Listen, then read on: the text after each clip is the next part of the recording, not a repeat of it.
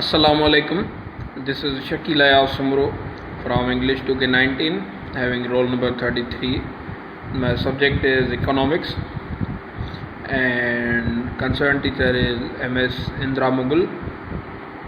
Today I would present my semester video presentation over here, and I have chosen 4 topics for my semester video presentation.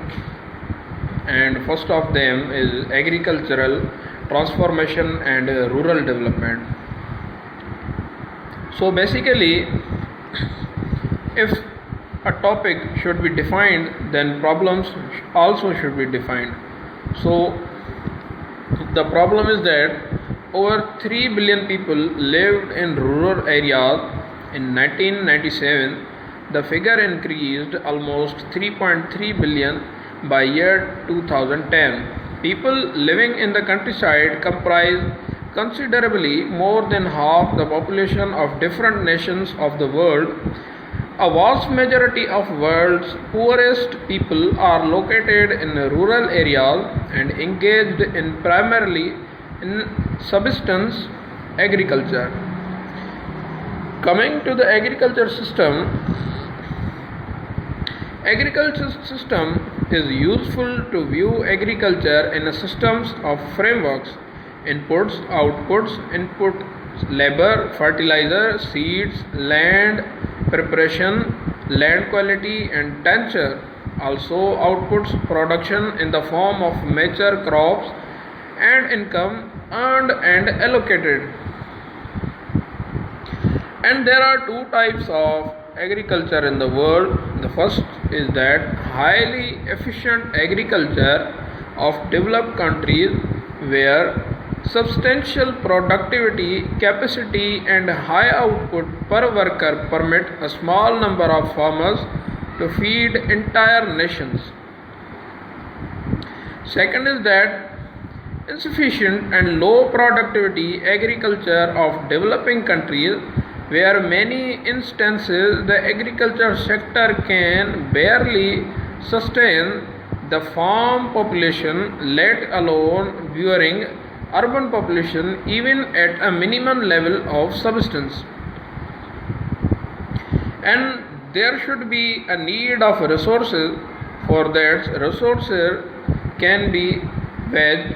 So resources of small scale agriculture process. The first point is technological change and innovation, appropriate government economic policies and supportive social institutions.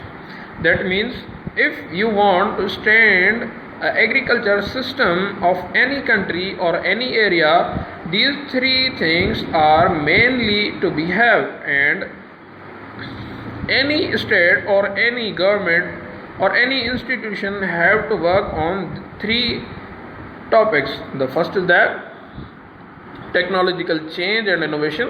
Second is appreciate government economic policies. That means government should make some policies which can rurally and really help the agriculture. Also the rural agriculture. Supportive social institutions. That means some of the institutions which work socially and which work for the rural area people. There are some conditions, and the condition for rural development, the first is that supportive policies. The full benefit of small scale agricultural development can be realized unless government support systems are created that provide the necessary inactivities, economic opportunities and access to need the credit and inputs to enable small cultivators to expand their outputs and raise their productivity. Second is that land reforms. Farm structures and land tenure patterns must be adopted to dual objectives of increasing food production and promoting wider distribution of benefits of agrarian progress. Highly unequal structure of land ownership is the single most important dominant of highly inequitable distribution of rural income and wealth. And second topic comes here, and the topic is role of women in agriculture.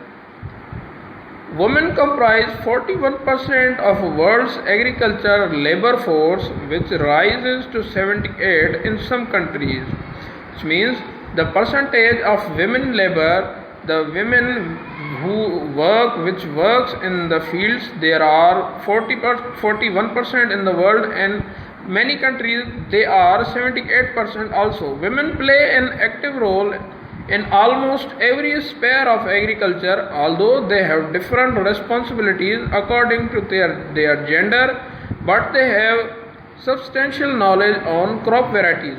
That means with their gender they have different duties and they know even better to crop than men.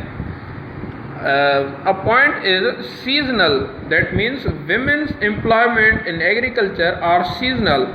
For most of the families, agriculture is seasonal activity and the earnings are not enough for the whole year to survive. As a result, male members of households are forced to go to cities and find an alternate source of livelihood.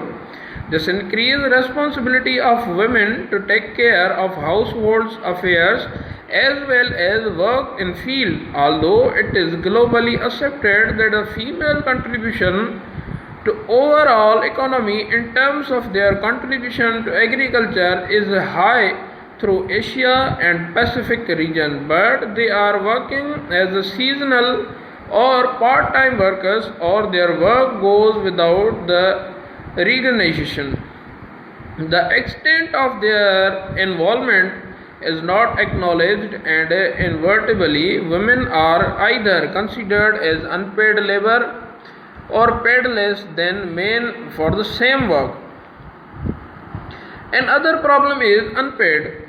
The situation of unpaid women labor force in rural areas of Pakistan is very alarming, as there are 67% women involved in agriculture in the rural sector, while 60% of their work is being utilized as unpaid, revealed a Rural Women in Pakistan status reported in 2018 launched by the United Nations Women's. That means 67% of women's work in agriculture and the 60% of women's they are not paid, means their work is in condition seasonal, or if they work on regular basis they do not even get their wages. And the third topic is human capital, the human capital and economic growth. There is a strong relationship between human capital and economic growth because people come with a diverse set of skills and knowledge. Human capital can certainly help boost the economy. This relationship can be measured by how much investment goes into the people's education.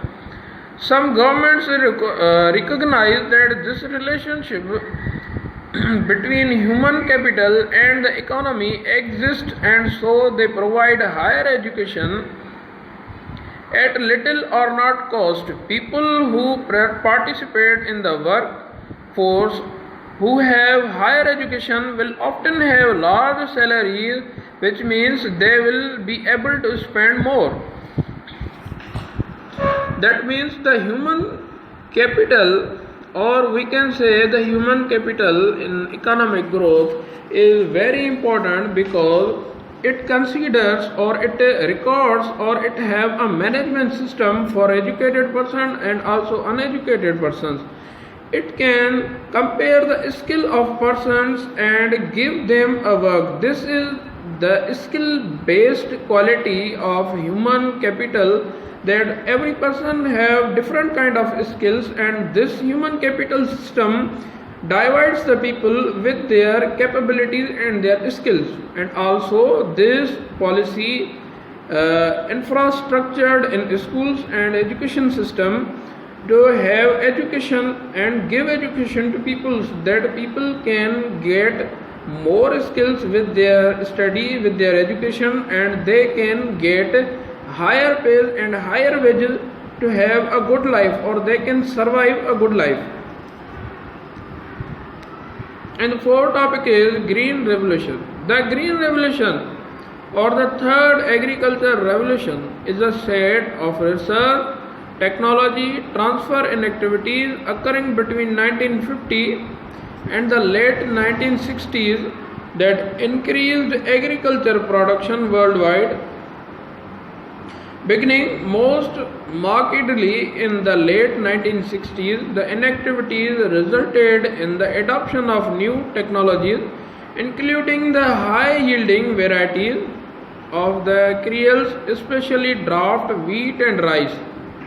That means this agriculture revolution was started in 1915 and it increased the growth of agriculture and highly of two crops. The first crop was wheat and second crop was rice. That means this green revolution brought a change in the production of rice and wheat. That means the production of rice and the production of wheat extended. With this revolution, the revolution's aim was there to give education to people and to have the facilities of the chemicals that they can grow more, they can fertile more land, and also they can get more production capacities, and economy can be developed with countries' development. It was associated with the chemical fertilizers, archaeochemicals and controlled water supply, usually involving the irrigation and newer methods of cultivation, including the mechanization. All of these together were seen as a package of practice to supersede the traditional technology and adopts as a whole. That means this green revolution system was based on a system of chemicals and also of fertilizing seeds and of irrigation system. That means this revolution was brought for the production of crops on a higher level. To extend the level of production, this revolution came, and this revolution impacted also the impact on productivity and food prices. The rapid increase in the agriculture output resulting from the GR came from an impressive increasing in yields per hectare between 1960 and 2000. Yields for all developing countries rose 2.8% for wheat and 109% for rice, 157% for maize, 78% for potatoes, and 36% for cassava. Developing countries in Southeast Asia and India were the first countries to show the impact of GR varieties on rice yields, with China and other Asian regions experting stronger yields growth in the subsequent decades. Similar yield trends were observed for wheat and maize in Asia. Analysis of agriculture total factor productivity (TFP) finds similar trends to the partial productivity. Trends captured by the yield per hectare (TFP) is defined as a ratio of total output to total inputs in a production process. For the period of 1970 to 1989, change in global TFP for agriculture was 0.87%, which nearly doubled to 1.56% from 1990 to 2006. This impact was on a higher level, and some of the areas of the world used to have that impact. For example, in Asia, the India and the China, the main and the whole cities for agriculture, and also we can say Pakistan. And in this impact from 1907 to 1989 change, a global agriculture from 0.8%, which nearly doubled to 1.6 from 1990 to 2006. That means the impact of these happened from 1990 to 2006, and the rate of capacity of production was made doubled. The earliest productivity capacity was 0.87% in the world, and now 1.56% capacity of production in Asia, and also India and China and other countries of Asia have built. So that's why percentage of all over the world have extended.